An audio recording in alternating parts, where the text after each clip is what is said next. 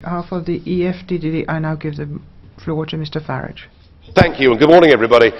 If this is European democracy in action, as we've heard this morning, I suggest we have a rethink. We're told that, as a result of the European elections, Mr. Juncker here is the nominee. Well, I can tell you that absolutely nobody in the United Kingdom knew that when they voted in the European election, it had anything to do with the next nominee. And the truth of it is, your voters, actually in your countries, didn't realise what this process was. Mr. Juncker's name did not appear on any single ballot paper. And the whole thing has been the most extraordinary stitch-up. I mean, the loser, Mr. Schulz, gets the consolation prize of being an unprecedented second-term president in the Parliament. I mean, it's all just a pretence that we're increasing democracy. Now, of course, I'll be told, but hang on a second. The European Parliament, the elected bit of the European institution, did actually have a say and did decide whether Mr. Juncker was to become Commission President or not. Well, let's just have a think about the process we're about to engage in. We've all got to be asked to vote, and we've got one candidate to vote for.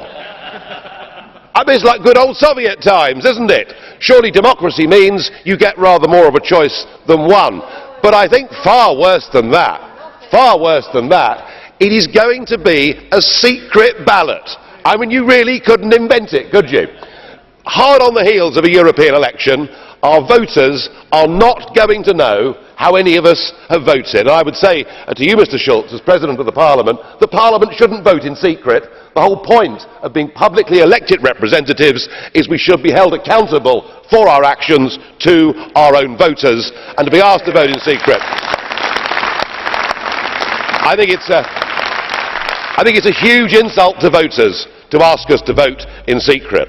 Now, I would have thought, after the huge advances in the Eurosceptic vote, there might have been a rethink somewhere in Brussels, but clearly that was not to be.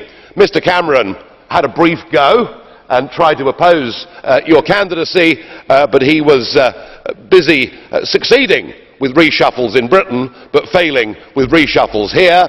And Mrs. Merkel, of course, crushed him, because what the German Chancellor says goes in the modern Europe. So what of our nominee? Well, on the plus side, Mr. Juncker, you are a sociable cove with a very much better sense of humour than most people I've met in Brussels. And there's no question that you are a political operator, and you've even managed to, over the last couple of weeks, as you've gone round the political groups, change the mood music a bit. You've said that you don't believe in the United States of Europe. You don't believe in a common European identity. But I have to say, I didn't believe a word of it. And today you've proven that actually you're stuck back with the ideas of the old Europe. You talked about Monsieur Delors being a hero of yours. Well, I can understand that from your perspective. But you also talked about Mr. Mitterrand and Mr. Kohl as being heroes of yours. I would have thought a wartime collaborator and somebody who left German politics under a huge cloud of a massive party funding scandal should not be the kind of people that we should stand up as great models of virtue in modern Europe today. You talked about the need for a common foreign policy and security policy. You talked about the need for a common energy policy. I mean, what is clear is you are going to carry on with the process of the centralisation of powers, which is not surprising, because for 20 years you've been a key player in this whole process, which frankly has treated democracy with deliberate contempt. I think the best example is your quote about the French referendum on the Constitution, where you said, if it's a yes, we will say on we go, and if it's a no, we will say we continue. How's that? How's that for belief in democracy? And your dedication to the project is, well, it's unchallengeable. I mean, you've said before that when it becomes serious, you have to lie.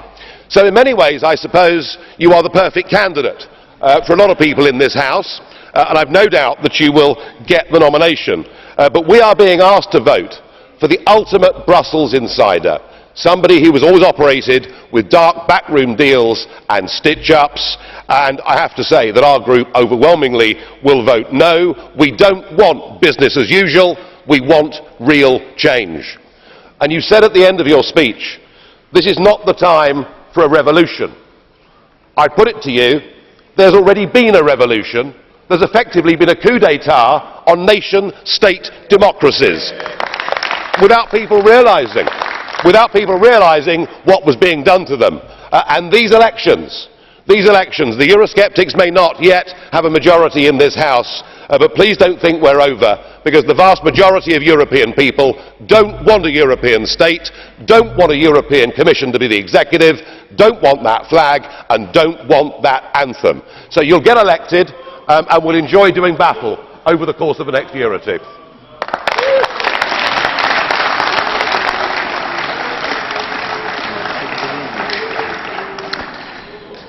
Für die Fraktionslosen ab. And now for the non-attached members, I'll give the floor now to Mrs. Le Pen. Mrs. Le Pen, you have the floor. Thank you, President. On the 25th of May last, European peoples started waking up, and it shook the old continent out of its torpor. A lot of countries like France, which I'm representing here in this chamber, chose to send a very clear message. Yes, whether you like it or not, dear fellow countrymen, they chose to send a very clear message: no to the Europe of Brussels, no to a confiscation of national democracy, no to the crazy ideas of recession-based policies, no to massive organised immigration, no to the dilution of our national identities, and yes to our nations. The European project has become a crazy, fatal project, and gradually people are turning away from Europe. But once the votes have been counted, the representative of an old-fashioned political elite who are insisting on protecting their privileges, obsessed with the idea of maintaining the status quo that they defend, and ready to enter into any compromise, and thanks for having given us today yet more evidence of how you can go into any compromise to defend the interests that are not the interests of our peoples. You take no notice of the elections, you take the notice of the message of those people who decided to turn their back on the message you launched in the spring. Now, I'm not talking about the Liberals, but the Socialists and the EPP are mercenary. According to their old and hateful habits, they shared out the posts, the top offices in Parliament, denying any desire for change, denying the messages from the ballot box. If you look at the EPP and the Socialists, the UMP and the French Socialist Party, it's the usual sharing out of the cake. You can have the Parliament, I'll have the Commission, I'll get people to vote for you there, you can vote for me here. But don't lead us to believe that the European people at the European elections actually chose Jean-Claude Juncker rather than Martin Schulz to be the President of the Commission, or the other way round. And like one or the other, they are both totally unknown in European member states. They don't represent anything. They're not an incarnation of anything in our member states.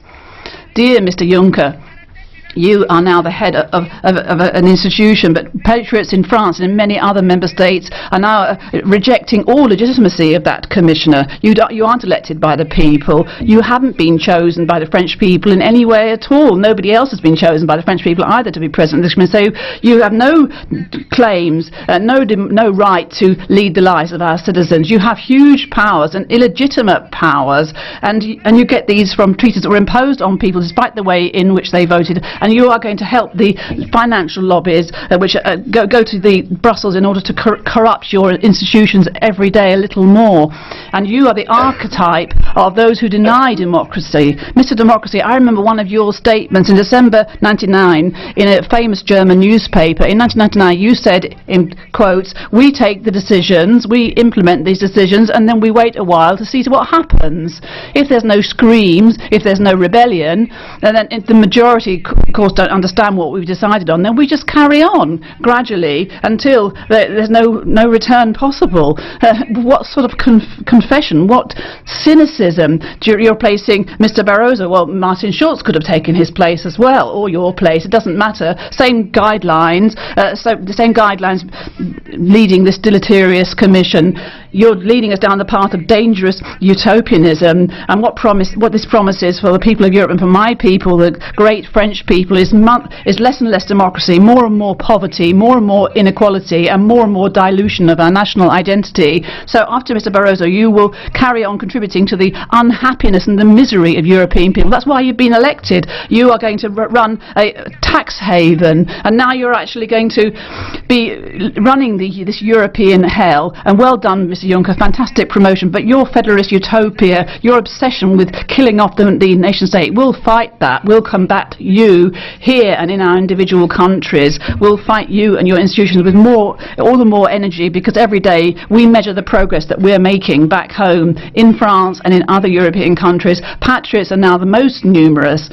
They are encouraged by the results in recent elections. In one election after another, we're only waiting for one thing, and that is to see you and your Commission and your European technocratic structure to send them to the dungeons of history. And in the meantime, we'll vote against you, and be aware that we, the patriots, will really keep an eye on you. We'll see your misdeeds. We'll keep an eye on your errors, and we'll warn the French people and the European people of the dreadful misdeeds of Brussels. The European people have got their eye on you, Mr Juncker. In the whole of Europe, we've got our eye on you. You haven't recognised the results of the ballot box, but we'll be there, shoulder to shoulder with all the patriots of Europe, to remind you without cease of the real message of the European elections.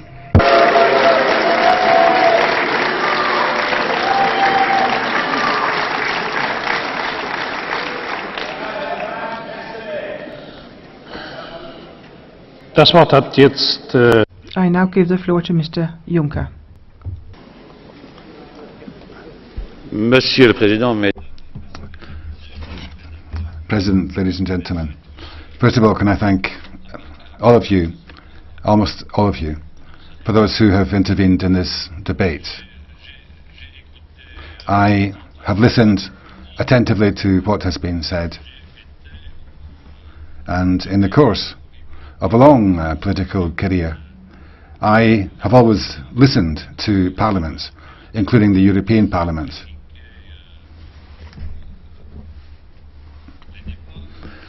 whose debates I have followed over these many years.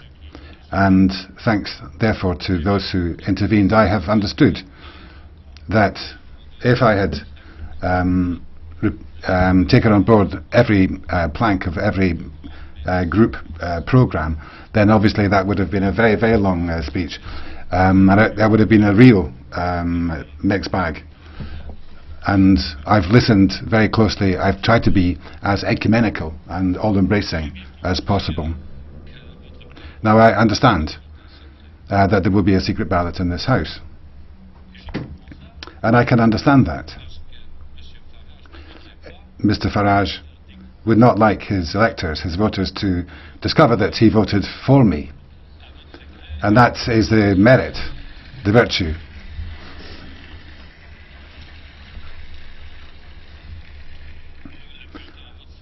of a secret ballot. Since it's a concession being made by me to Mr Farage, I'd like to thank Mrs Le Pen for not voting for me. I do not want to have the support of anyone who is for exclusion and rejection. Thank you very much.